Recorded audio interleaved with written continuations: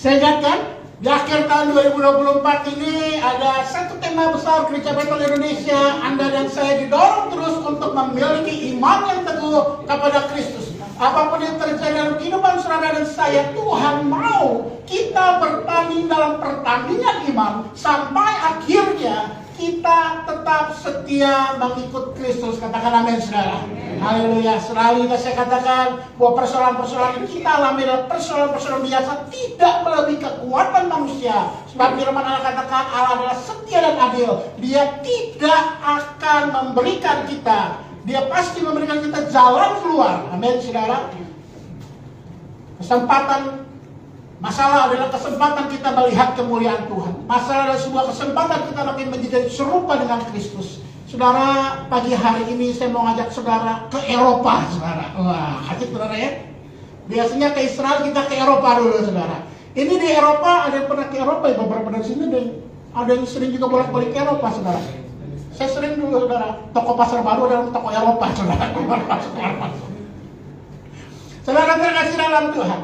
Ini di Eropa ini ada, khususnya di negara Italia ini ada satu namanya kota-kota Roma yang sangat amat terkenal. Dan kota Roma itu adalah identik dengan kota tanda kutip rohani, saudara. Banyak sekali orang, saudara-saudara kita dari Katolik, mereka ke sana juga menuju ke Vatikan untuk melihat bagaimana kerajaan Vatikan yang sampai sekarang dipimpin oleh Paus, saudara, pemimpinnya tertinggi. Dan ini adalah satu daerah yang dikatakan nama jalannya dia biasa di Spagna di Rom, di kota Roma. Saudara terkasih dalam Tuhan, di kota Roma itu banyak sekali patung-patung mengenai nabi-nabi Tuhan. Salah satunya ini di pojok jalan itu ada namanya patung The Prophet of Jeremiah atau Nabi Yeremia di ujung dari jalan ini, saudara. Dan pagi hari ini saya mau menyampaikan firman Tuhan mengenai apa yang diperkatakan Yeremia kepada bangsa Israel pada waktu yang lalu, saudara. Yeremia pasal 14 ayat ke-7 sampai ayat yang ke-12. Yeremia pasal 14 ayat 7 sampai yang ke-12. Firman Allah berkata, sekalipun kesalahan-kesalahan kami bersaksi melawan kami. Artinya bangsa Israel dia berdoa, Tuhan, kami adalah orang-orang yang bersalah. Bertindaklah membela kami. Sekalipun mereka salah, mereka minta Tuhan bertindak. Oleh karena namamu. Kenapa saudara? Karena bangsa Israel bangsa pilihan Allah. Sebab banyak kemurtatan kami orang Israel seringkali melakukan. Dia percaya kepada Tuhan lalu dia murtad. Sebentar dia memuji Tuhan, melihat kemuliaan Tuhan. Air laut terbelah dan mereka berjalan di tengah-tengah air laut. Tetapi sebentar ketika mereka merasakan anugerah Tuhan, ketika mereka melihat sepertinya mereka tidak mendapati air, mereka bersungut-sungut. Dikatakan murtad, kami telah berdosa kepadamu. Ya pengharapan Israel, menolongnya di waktu kesusahan. Orang Israel berdoa demikian, saudara, dengar saudara. Mengapakah engkau Tuhan seperti orang asing di negeri ini? Seperti orang perjalanan yang hanya singgah untuk bermalam. Wah saudara, berani sekali orang ngomong seperti ini ya. Bilang ke Tuhan, Tuhan kok kenapa sih seperti orang asing? Mengapa engkau seperti orang bingung? Wah ini kebangetan, saudara. Mereka, tanda kutip, mereka berdoa kepada Tuhan, tapi mereka katakan, Tuhan kok kenapa seperti orang bingung? Seperti pahlawan yang tidak sanggup menolong. Wah saudara. Tetapi engkau ada di antara kami ya Tuhan. Dan namamu diserukan di atas kami. Janganlah tinggalkan kami. Tetapi mereka masih berharap. Orang Israel berharap pertolongan Tuhan. Beginilah firman Tuhan tentang bangsa ini. Jadi Yeremia dipakai oleh Tuhan untuk berbicara tentang bangsa Israel ini. Mereka sangat senang mengembara dan tidak menahan kakinya. Sebab itu Tuhan tidak berkenan kepada mereka. Tetapi sekarang ia mau mengingat kesalahan mereka dan mau menghukum dosa mereka. Seringkali kita mendengar firman Allah bahwa Tuhan mengampuni dosa-dosa kita. Bahkan Dia melupakan segala dosa kita. Tuhan tidak pernah mengingat lagi, saudara. Tetapi khusus di bagian sini dikatakan, aku akan mengingat kesalahan mereka dan menghukum dosa mereka. Tuhan berfirman kepadaku, Tuhan berfirman kepada Yeremia, janganlah engkau berdoa untuk kebaikan bangsa ini. Sekalipun mereka berpuasa, aku tidak akan mendengarkan seruan mereka. Sekalipun mereka mempersembahkan korban bakaran dan korban sajian, aku tidak akan berkenan kepada mereka. Melainkan aku akan menghabiskan mereka dengan perang, dengan kelaparan, dengan penyakit sampar. Saudara terkasih dalam Tuhan, luar biasa, saudara. Ini bagian yang sangat amat jarang terjadi. Dituliskan bagaimana Tuhan sangat amat marah terhadap bangsa Israel. Dan pagi hari ini tema firman Allah adalah berdoa, saudara. Berdoa, banyak orang berkata, seringkali kita mendengarkan hamba Tuhan banyak doa, banyak berkat, sedikit berdoa, sedikit berkat, tidak pernah berdoa, tidak ada berkat. Sering juga dikatakan bahwa doa adalah prayer is powerful. Doa adalah kekuatan. Saudara, saya percaya setiap kita pasti kita mau doa-doa kita dijawab Tuhan. Ada Israel. Tidak seperti dengan bangsa Israel ini. Tuhan gak mau jawab, Tuhan gak mau dengar, Tuhan ingat kesalahannya. Bahkan kadang-kala kita perlu juga namanya berpuasa. Di dalam firman Allah ada banyak bagian-bagian mengenai doa dan berpuasa. Kalau perlu harus berpuasa. Kalau kita berdoa, kadang-kala kita memiliki sahabat kita berkata, kok sepertinya Tuhan jauh. Di manakah Tuhan? Kamu udah doa? Sudah. Setiap malam saya berdoa, kamu sudah berpuasa? Oh iya, belum berpuasa ya. Kadang-kalanya kalau kita diingatkan. Firman Allah menuliskan juga pertobatan kota Niniwe. Yunus yang diutus ke kota Niniwe, tetapi Yunus tidak mau. Kenapa? Yunus mau Niniwe di bumi hanguskan. Seperti Tuhan berkata kepada Yeremia, bangsa ini kan dimusnahkan.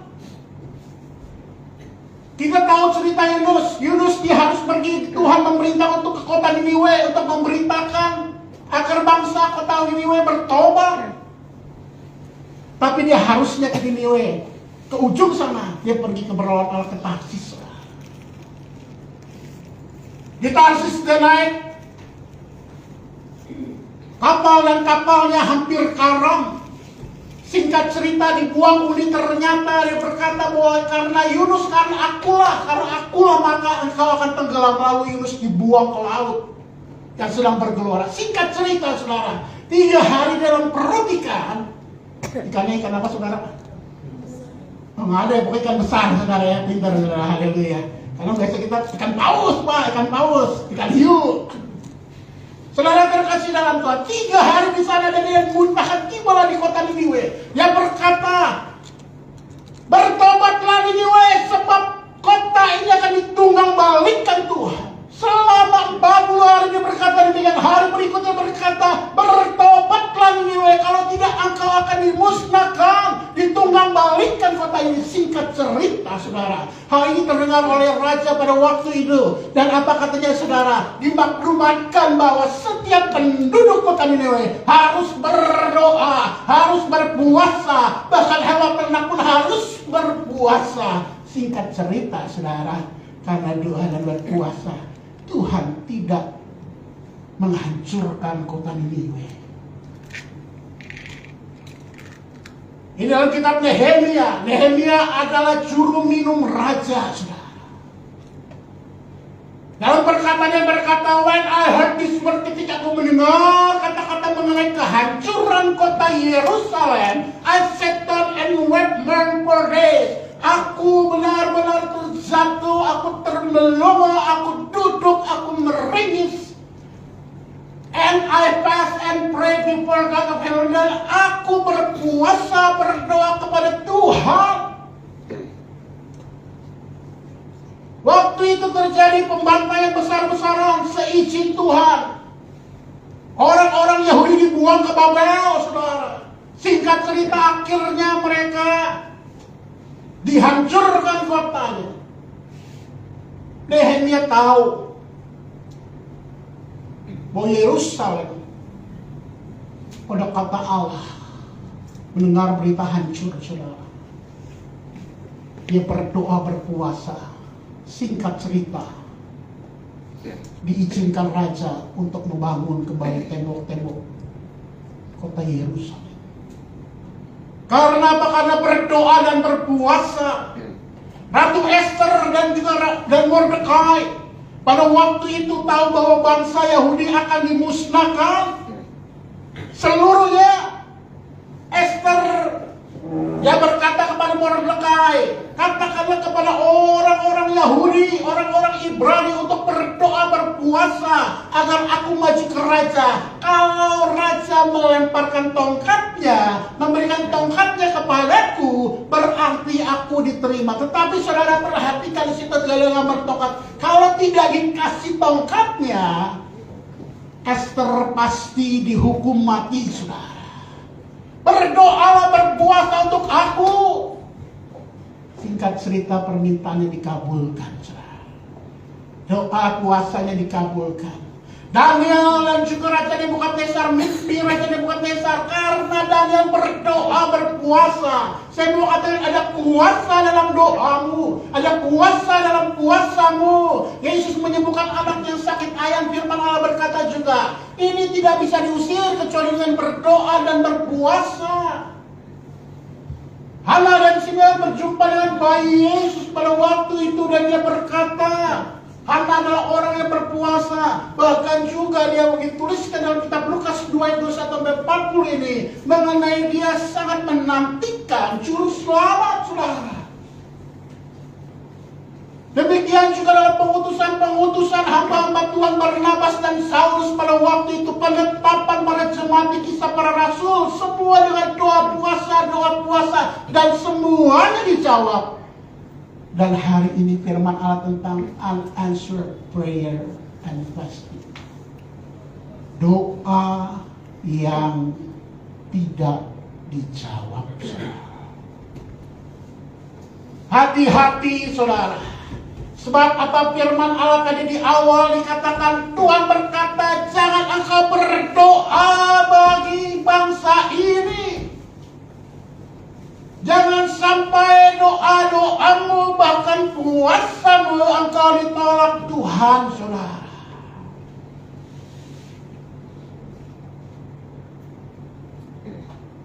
Mengapa doa-doa kita dan puasa kita bisa tidak dijawab oleh Tuhan? Yang pertama, saudara terkasih dalam Tuhan, Yeremia pasal 14 ayat 12 dan 10. Yeremia 14 ayat yang ke-12 dan kemudian ayat 10. Sekalipun mereka berpuasa, aku tidak akan mendengarkan seruan mereka. Sekalipun mereka mempersembahkan korban bakaran dan korban sajian, aku tidak akan berkenan kepada mereka, melainkan aku akan menghabiskan mereka dengan perang, dengan kelaparan, dengan penyakit sampar. Saudara terkasih dalam Tuhan, di sini dikatakan aku tidak akan berkenan. Tidak akan berkenan, Tuhan tidak akan berkenan, tidak ada perkenanan Tuhan. Di ayat yang 10 firman Allah juga berkata, beginilah firman Tuhan tentang bangsa ini. Bangsa ini sangat senang mengembara, tidak menahan kakinya, sebab itu Tuhan tidak berkenan kepada mereka. Saudara terkasih dalam Tuhan, satu hal yang pertama mengenai doa dan puasa, permohonanmu tidak dijawab karena tidak ada perkenanan Tuhan. Mungkin 2 minggu yang lalu saya sudah memberitakan firman Allah tentang sebagian firman Allah tentang perkenanan Tuhan. Pentingnya perkenanan Tuhan buat saudara dan saya. Begitu sangat amat pentingnya hidupmu berkenan kepada Tuhan atau tidak, saudara. Itu menentukan doa-doamu, permohonanmu, bahkan puasamu, apakah berkenan di hadapan Tuhan. Jangan sampai orang Israel bahkan sudah berpuasa, berdoa, tidak Tuhan, tidak ada perkenanan Tuhan. Yang menjadi pertanyaan, bagaimana kita mendapatkan akan perkenanan Tuhan? Yang pertama dalam 19 Imamat 19 ayat 5 firman Allah berkata, apabila kamu mempersembahkan korban keselamatan kepada Tuhan, kamu harus mempersembahkannya sedemikian hingga Tuhan berkenan akan kamu. Perkenanan Tuhan ada di dalam ketika saudara dan saya memberikan persembahan. Sekali lagi, perkenanan Tuhan ada ketika engkau dan saya memberikan persembahan. Apa maksudnya? Apakah karena kita memberi? Bukan soal memberinya, saudara.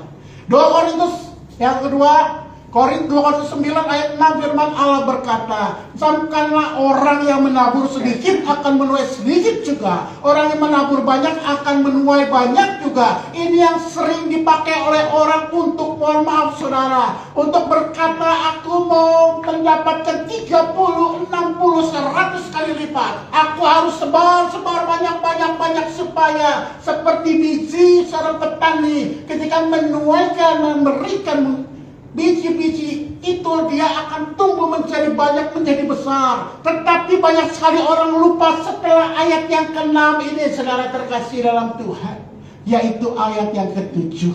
Hendaklah masing-masing memberikan menurut kerelaan hatinya, jangan dengan sedih hati atau karena paksaan. Amin, saudara. Artinya apa? Memberi dengan hati yang rela, dengan ikhlas, jauh lebih penting daripada berapa banyak engkau menabur, saudara. Ketika engkau menabur, apakah engkau menabur dengan sukacita? Apakah engkau dengan paksaan? Atau engkau dengan ada motivasi yang tidak baik, saudara? Why your offering is rejected? Kenapa persembahanmu ditolak Tuhan? Salah satunya when we have a bad motivation. Ketika saudara dan saya memiliki motivasi yang salah, persembahanmu, mohon maaf, firman Tuhan katakan ditolak Tuhan. Seringkali kita melihat gambar seperti ini. Orang mancing, mohon maaf, kita mau dapat ikan besar, kita pakai umpan yang besar. Itu dunia, saudara. Tetapi firman Tuhan mengajarkan kita untuk memberi dengan motivasi yang benar. Kita memberi karena kita mencintai Tuhan. Kita memberi karena kita tahu Tuhan telah mati di atas kayu salib untuk menanggung dosa saudara dan saya. Kita yang harusnya binasa hanya karena kebaikan Tuhan. Hanya karena kebaikan Tuhan. Saudara-saudara mau banyak omong kepada orang lain untuk ikut Tuhan, tidak mungkin bisa, saudara. Hanya Tuhan yang menggerakkan, Roh Kudus yang menggerakkan, saudara. Menjadi kita menjadi orang percaya anugerah tanpa kita sadari, kadang-kadang kita lupa, saudara. Kita pikir kita yang memilih Tuhan, bukan Tuhan yang memilih engkau menjadi orang-orang percaya. Kalau kita memberi karena kita motivasi kita benar di hadapan Tuhan, karena kita mencintai Tuhan, karena karya Tuhan begitu baik dalam hidupku, keselamatan. Milikilah motivasi yang benar ketika engkau memberikan, saudara. Karena Tuhan mengasihi aku memberikan. Bagaimana kita mendapat God's favor? Yang kedua, Lukas 1 ayat 5 dan 6. Tidak pernah saya singgung 2 minggu lalu, saudara. Pada zaman Herodes ada Raja Yudea dan seorang imam yang bernama Zakaria dari rombongan Abia. Istrinya juga berasal dari keturunan Harun, namanya Elisabeth. Keduanya adalah benar di hadapan Allah dan hidup menurut segala perintah dan ketetapan Tuhan dengan tidak bercacat. Saya menggarisbawahi bahwa orang kedua orang ini adalah keturunan imam, orang Lewi. Namanya Elisabeth dan juga Zakaria, keduanya adalah benar di hadapan Allah.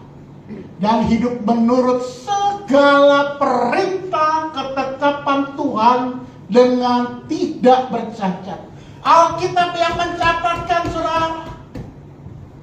Alkitab yang mencatatkan berarti, saudara, mohon maaf, kadang-kadang kita excuse kepada Tuhan. Tuhan, saya manusia biasa yang seringkali jatuh dalam dosa. Tetapi Alkitab mencatatkan dengan jelas bahwa Anda dan saya bisa memilih. Engkau mau melakukan dosa atau engkau tidak mau melakukan, tidak berdosa, saudara, tidak melakukan dosa. Itu adalah pilihan. Sebab Alkitab mencatat dengan jelas bahwa kedua orang ini hidup menurut segala perintah Allah, tidak bercacat, saudara.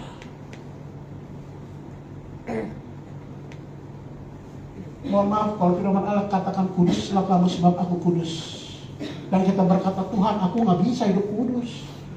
Kalau gitu Tuhan jahat dong. Dia kasih perintah kepada kita yang kita nggak bisa lakukan, saudara.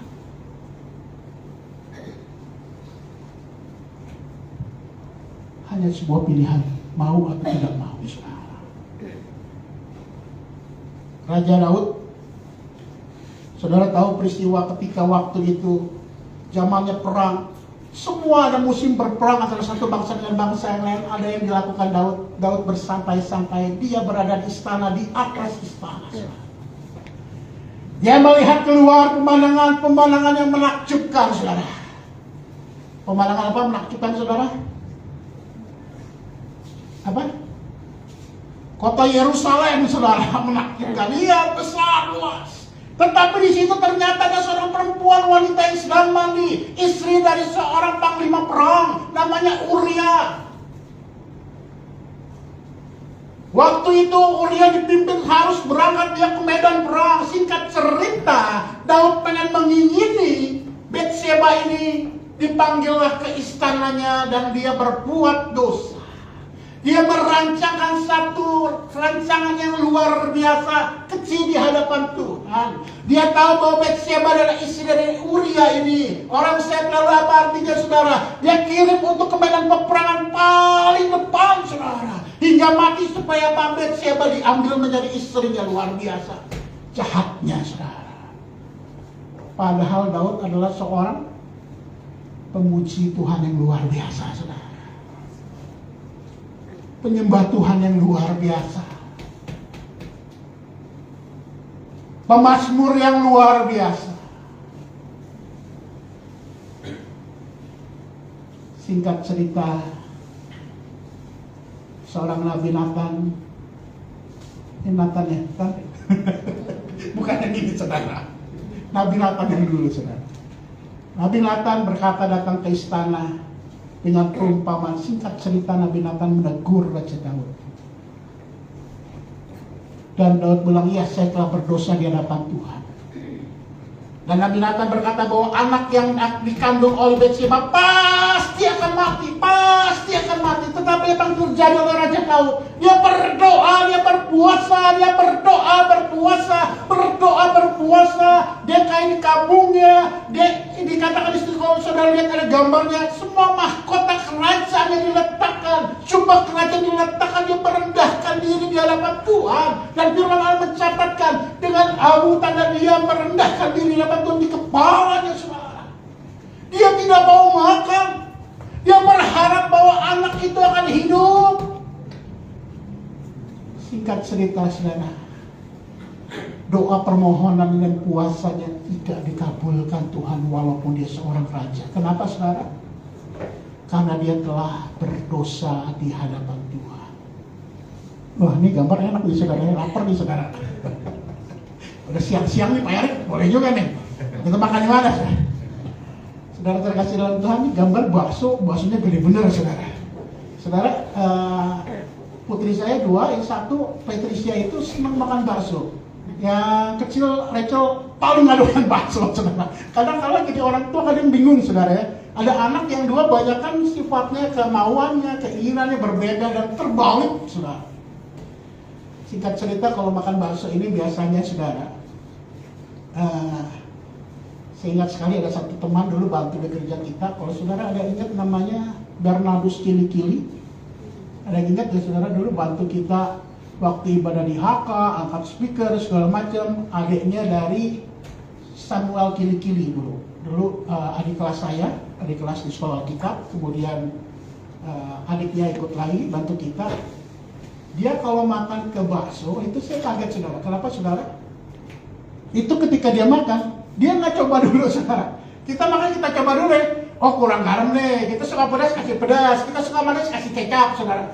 Dia enggak saudara. Saya kaget ketika makan pesan bakso itu garam sebanyak-banyaknya saudara. Saya bilang beneran kamu makan seperti itu? Nggak apa-apa saya biasa. Makannya asin bener saudara. Saya kaget belum dicoba udah masuk garam.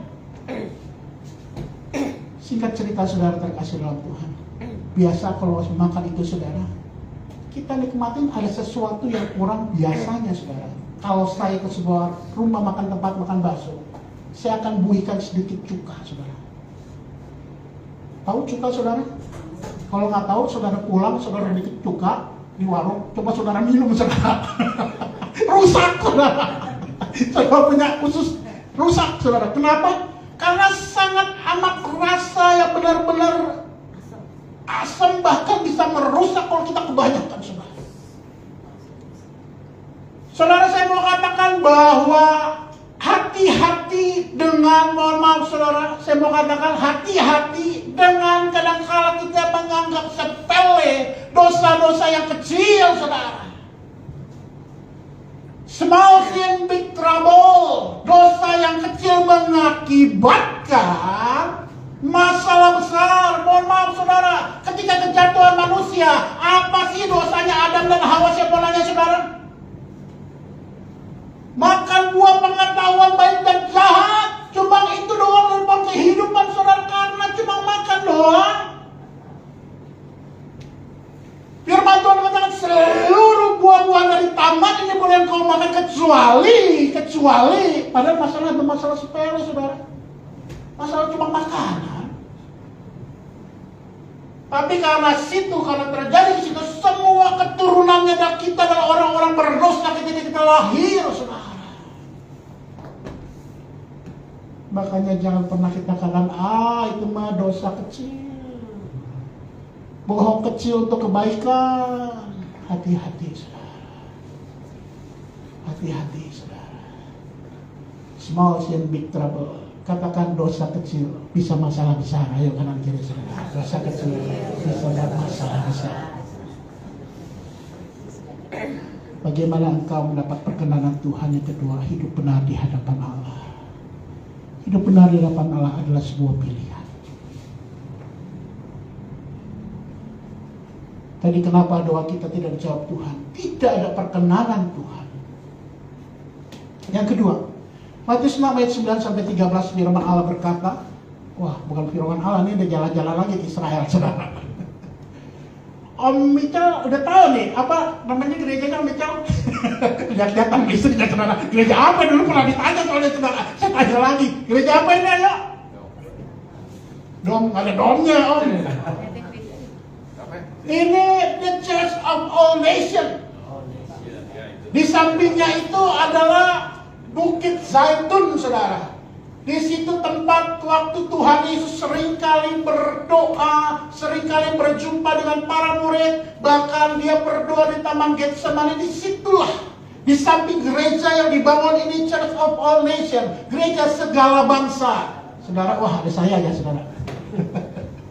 Ternyata di gereja ini dituliskan akan banyak dalam berbagai bahasa adalah apa saudara ini? Doa Bapa kami saudara.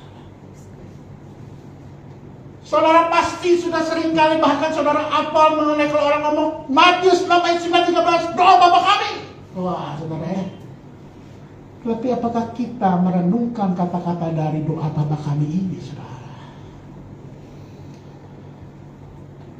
Bapa kami yang di surga, dikuduskanlah namamu, datanglah kerajaanmu. Apa saudara? Jadilah kehendakku. Kehendakmu. Mu apa ku? Mu. Aku aja dong jadi. Jadilah kehendakmu, saudara. Artinya apa, saudara? Seringkali bahkan Tuhan Yesus mengajar kepada kita, Father, if you are willing, kalau engkau berkehendak, berkenan, let this cup pass from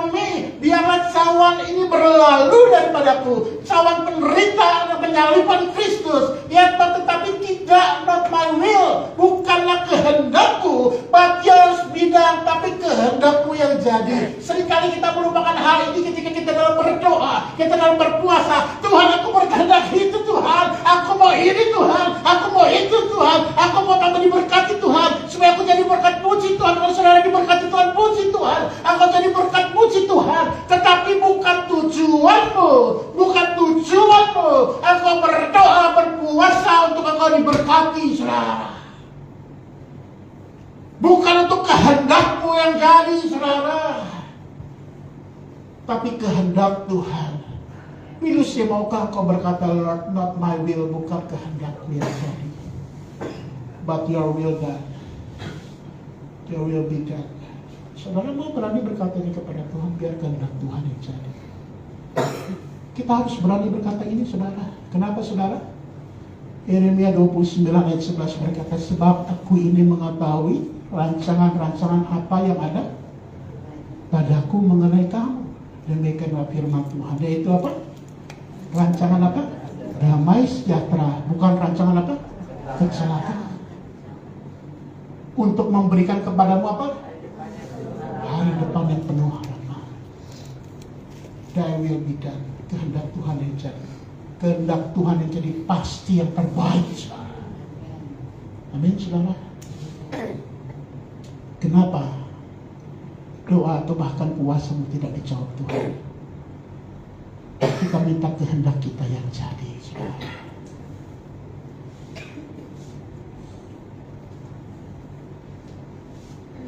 Ada sebuah lagu yang seringkali kita dengar, seringkali mungkin kita nyanyikan juga, mungkin juga seringkali dinyanyikan di gereja.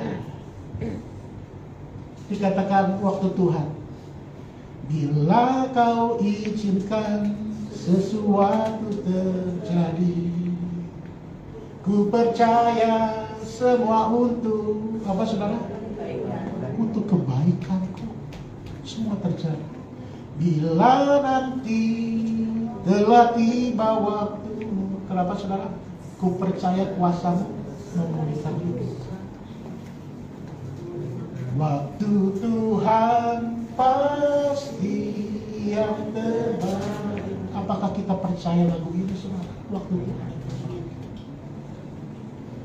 Walau kadang tak mudah dimengerti, lewati cobaan, ku tetap percaya waktu Tuhan pasti yang terbaik. Amin. Hari ini tema firman Allah tentang berdoa. Doa adalah kekuatan hidup saudara dan saya. Doa adalah komunikasi kau dan Tuhan. Dan ada dua hal yang Tuhan tidak jawab dalam doa, bahkan puasa, saudara. Perhatikan dengan baik. Yang pertama, tidak ada perkenanan Tuhan. Kenapa? Karena mungkin kita memberi dengan motivasi yang tidak benar. Kita harus memberi dengan motivasi yang benar. Kita perlu untuk hidup benar di hadapan Allah. Yang kedua, biarlah kita senantiasa bukan kehendak kita yang jadi, tapi kehendak Tuhan yang jadi dalam hidup kita. Saudara terkasih dalam Tuhan, dalam warta dalam buletin ada satu gambaran seorang hamba Tuhan. Saya tutup, seorang Billy Graham. Saya seringkali menggunakan Billy Graham karena beliau menurut saya sampai akhir hidupnya cukup baik, saudara. God has promised to supply all our needs. Tuhan berjanji mencukupi segala kebutuhanmu. But He's never promised to supply all of our needs. Tapi Dia tidak pernah berjanji untuk memenuhi segala, mohon maaf saudara, kerakusanmu, ketamakanmu. Dia tidak akan memenuhi itu, saudara. Tapi Dia berjanji mencukupi segala apa yang kau butuhkan. Mari kita pejamkan mata kita berdoa ke firman Tuhan. Haleluya.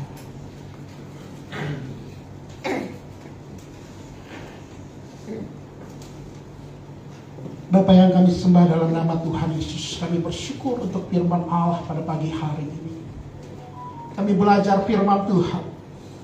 Memang kami adalah orang Kristen, adalah orang percaya harus berdoa. Bahkan setiap kepercayaan pun ada doa-doa yang setiap mereka percayakan Tuhan. Kami menjadi orang-orang yang harus juga berdoa, percaya kepada Tuhan. Bahkan kami pun harus berpuasa Tuhan. Tetapi pada pagi hari ini kami belajar dalam firman Tuhan bahwa ada hal yang tidak mengapa doa-doa kami tidak dijawab. Bahkan puasa kami tidak dihiraukan Tuhan. Seperti bangsa Israel. Karena tidak ada perkenanan Tuhan. Saudara terkasih dalam Tuhan, Tuhan ingatkan kepada saudara dan saya, berikanlah hidupmu menjadi perkenanan Tuhan.